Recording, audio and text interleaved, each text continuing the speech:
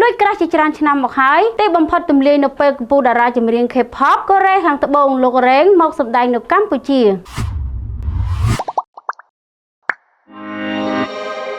កាលពីថ្ងៃទី27 ខែមករាឆ្នាំ2024កម្ពុជាតារាចម្រៀង K-pop ប្រចាំប្រទេសកូរ៉េខាងត្បូងលោករ៉េងបានមកសម្ដែងនៅលើឆាកដ៏ធំអស្ចារ្យលំដាប់ស្តង់ដារខ្ពស់នៅមុខសាលមហោស្រពកោះពេជ្រក្នុងកម្មវិធី Gainsbourg Super Idol Concert ឆ្លៀតក្នុងឱកាសនោះហ្វេនភ្ញាក់ព្រឹតក្រោយឃើញនៅនាងដេតម៉ាលីណាអតីតភរិយាលោកឌុងឆាយក៏មកទស្សនាផងដែរព្រមទាំងទម្លាយរឿងមួយប្រាប់ទៀតថាខ្លួនធ្លាប់លួចក្រាស់លោករ៉េងថែមទៀតផងដោយបញ្ជាក់បែបនេះថា